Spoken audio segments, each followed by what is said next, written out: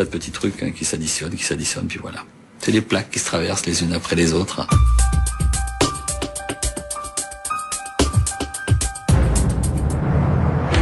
La première cause n'avait rien à voir avec l'aéronautique. C'était un attentat à la bombe, perpétré par un groupuscule indépendantiste. Il voulait exercer une pression politique, semer le désordre, en obtenant la fermeture durant quelques heures de l'aéroport international. À aucun moment, ils n'ont imaginé les conséquences de leur action.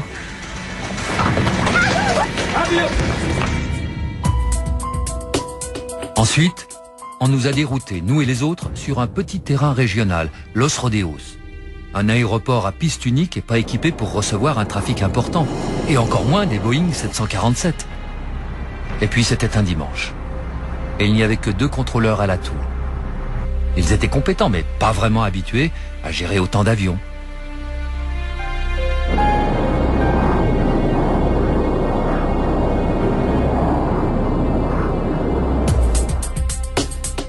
Troisième cause, le déroutement, les attentes, les contretemps, la météo, la pression commerciale.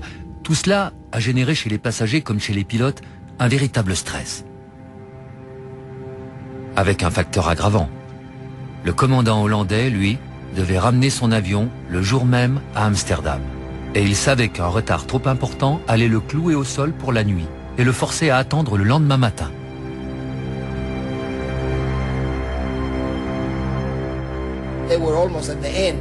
L'équipage du KLM était à la limite de son quota d'heures de travail.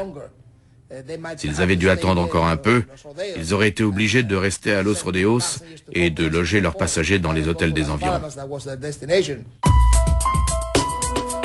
Quatrième cause. Le Hollandais était vraiment pressé.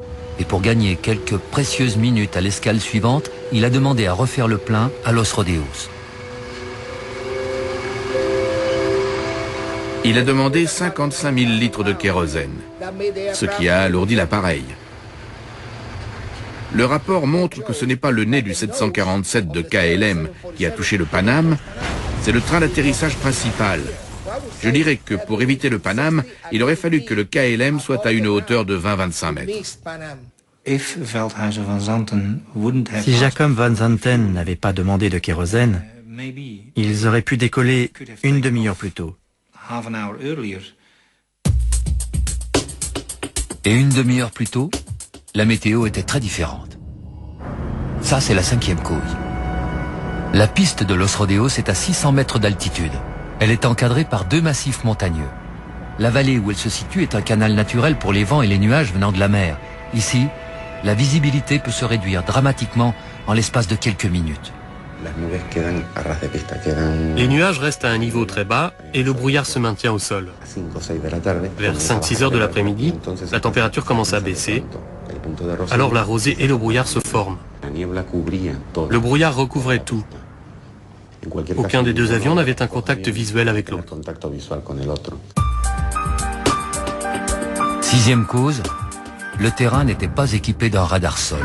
Et les contrôleurs n'avaient aucun moyen de vérifier la position des avions. Ils devaient se contenter des informations fournies par les pilotes. Il nous faudrait un radar au sol. Comment veux-tu faire décoller des avions par un temps pareil? Évidemment qu'il faut un radar. S'il y avait eu un radar au sol à Tenerife, très probablement le contrôleur aurait constaté le début du décollage du KLM qui était aligné, et à ce moment-là, il serait intervenu. Il aurait vu le décollage, alors que là, il l'a pas perçu.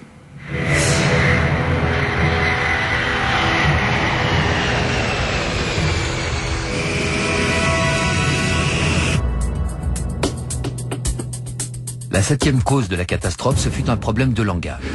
En aéronautique, la langue internationale est l'anglais, mais les Espagnols parlaient avec un fort accent.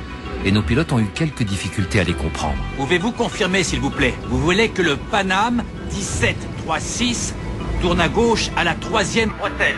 1, 2, 3, 3e bretelle.